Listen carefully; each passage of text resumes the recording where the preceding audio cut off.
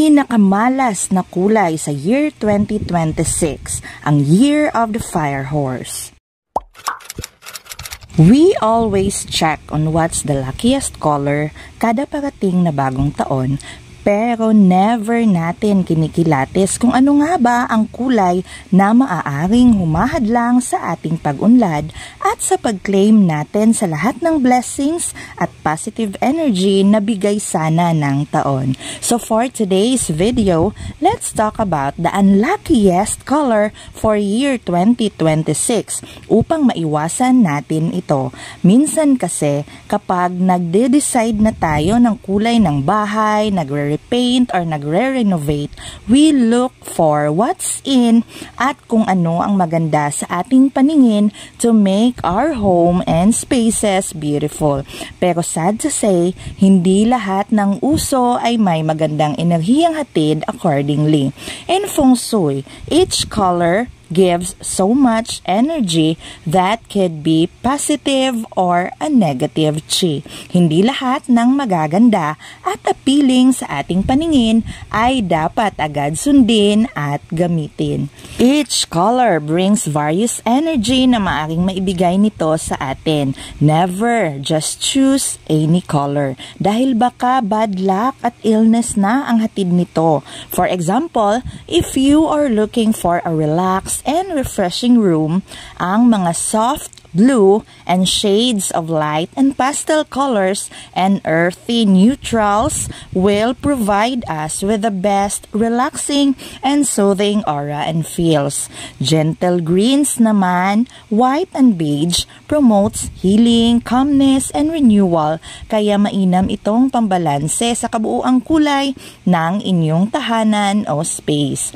Kapag feeling nyo naman ay matamlay ang bahay dahil sobrang chill at relax na ng lahat ng kulay sa paligid, Feng Shui suggests using bright yellow to nourish and bring joy to your home. Yellow is a very good color for our home and working spaces. This color represents wealth, kagaya din ng gold, and is very cheerful, kaya't madalas nakikita natin ang kulay na ito sa mga sala bilang palamuti to brighten up and give cheerful and lively energy sa sentro mismo ng tahanan. Red represents the fire element for the year 2026 and is considered the luckiest color according to Feng Shui. Ang green naman, which means new beginnings, growth, and healing, ay ito ang kulay na katambal ng wood element at isa sa pinakamagandang kulay para sa lagayan natin ng ating pera. Ang gold, silver, and purple represents the metal elements and is linked to wealth, nobility, and power. Pero ano nga ba ang kulay na dapat iwasan sa taong 2026 na siyang Year of the Fire Horse? We already name almost all the colors and shades and yet hindi pa rin natin makita kung ano nga ba ang pinagbabawal na kulay. For the year 2026, the fire element is represented by the luckiest color na red. Lahat ng swerte ay taglay ng matingkad na kulay na ito. But to balance and harmonize with all other Feng Shui elements, we will use red in moderation according to its purpose sa nararapat na lugar at espasyo lamang.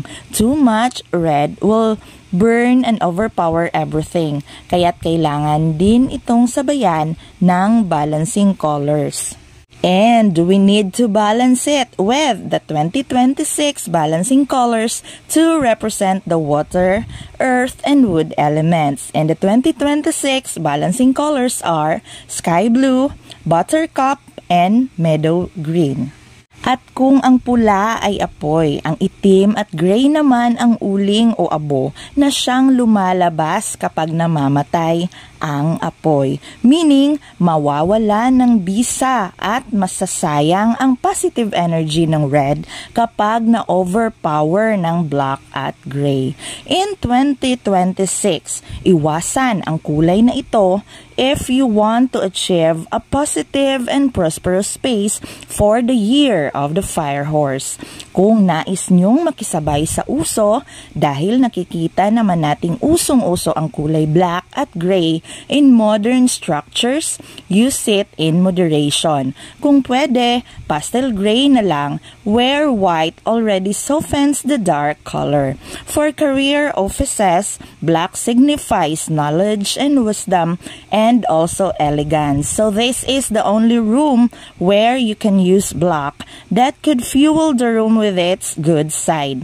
Pero para sa ating mga tahanan, we don't want dark spaces. Kasi in Feng Shui, laging pinapaalala na kailangang makapasok pati ang natural lights in order to give way to a very good flow of positive energy.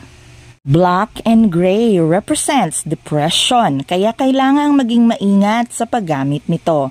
You are influenced by the energy given to us by what is surrounding us. We need a clear color that would not block and overwhelm the energy of others. Kaya't habang maaga, mas mabuting alam natin kung paano dapat gamitin ang kulay na ito o kung dapat nga ba itong ipasok sa kulay ng ating tahanan. Para sa taong 2026, the luckiest color of the year is red. This will help us activate the fire element in the year of the fire horse and symbolizes good luck, passion, strength, and power. Kinokonsidera din natin itong pinakamabisang kulay na panlaban sa mga negative na enerhiya, kung kaya't ito ang kulay ng mga pampaswerte ng mga Chino, from bagwat to lucky envelopes and even Chinese lanterns. It is considered as the most auspicious color in Feng Shui, pero pinaalalahanan ang lahat na huwag itong i-overuse. Feng Shui is about balance and harmony. Para sa mga bahagi ng tahanan meant for relaxation kagaya ng bedroom, red should be used as accent or in minimal shades only. Dahil sa sobrang active ng enerhiyang taglay ng red, a full red bedroom is not advisable. Pero para sa mga couple who wants to keep the romance and fire burning, huwag kalimutang maglagay ng something red sa kanilang kwarto to fuel love and romance. Feng Shui is about balance and harmony. This is the key to having a good space sa anumang oras, panahon at taon. Kung hanggang dito ay nanonood pa rin kayo, comment nyo naman kung ano ang favorite color nyo o ang interior color ng inyong mga tahanan. If you find this video interesting, please share this, lalo na sa mga kakilala nyong mahilig mag-repaint or deciding on what color to paint their home or business spaces. Once again, it's me, Gian, and thank you so much for always watching.